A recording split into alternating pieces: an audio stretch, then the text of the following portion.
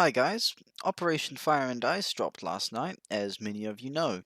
If you don't know, I commend your dedication to not paying attention to this game. Anyway, my impression so far? Meh.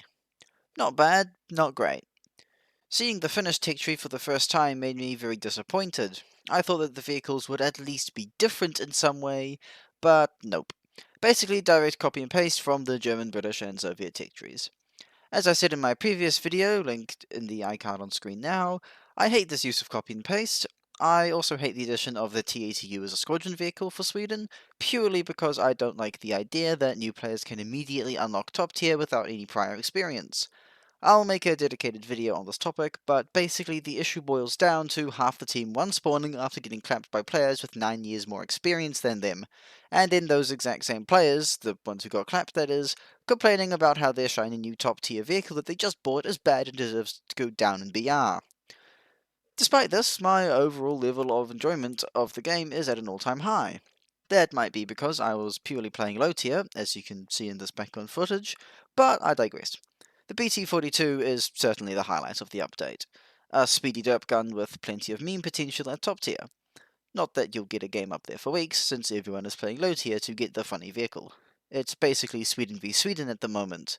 One of my friends had over 100 people in queue for a match of low tier Sweden last night. I don't know what the upshot of that game was, but I'll bet at least half of both teams were made up of BT-42s. The vehicle itself is easy to research in Spade. It's available at the very start of the research tree, and I managed to get it in one match. I also managed to spade it in the match right after. It's very fun, and I would highly recommend it to new players if any new player actually does watch this video. I'd be very surprised about that. Anyway, the Americans getting the M1A2 SEP is a nice addition in my opinion, and really helps round out America's top tier lineup. The best part is that the SEP gets an ERA package, so maybe the Russians and Chinese will finally learn what it's like to fight tanks coated in ERA with stock HDFS rounds.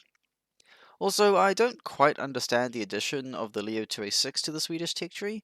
The Swedes basically already have a better version of it, just with a slightly worse shell, but with enough armor to resist DM53 to the upper Glacis plate.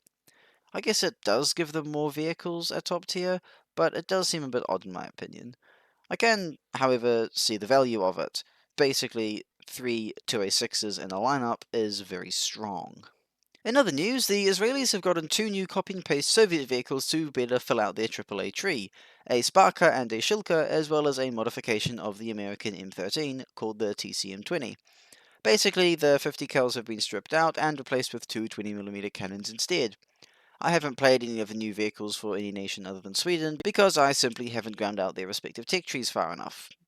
But I like this vehicle as it is on paper.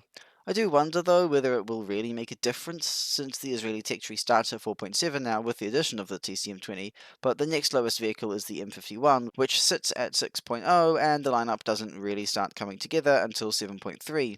It certainly helps to have a AAA vehicle to assist the grind at these low ranks, but I don't think it will make that huge of a difference to Israeli's performance overall.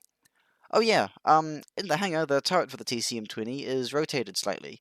Whatever the reason for this is, it really does irk me. Gaijin, please fix if this is a bug. If it isn't a bug, you're pissing me off, so please rotate it back. Thankfully, unlike previous major updates, I haven't noticed any new game-breaking bugs. That being said, lots of old bugs haven't been fixed.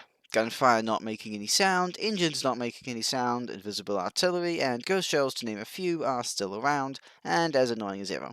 But don't worry guys, volumetric shell holes are now a thing for aircraft, and artillery is so loud it puts you right back into the trenches of the First World War.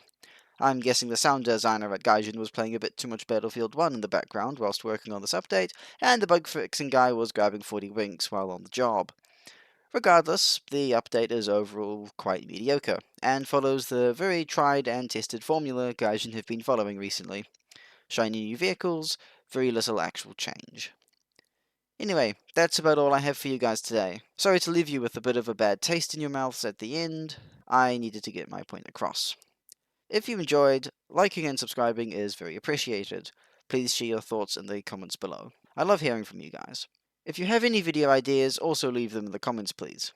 Once again, thank you so much for watching, and as always, stay salty my lemons.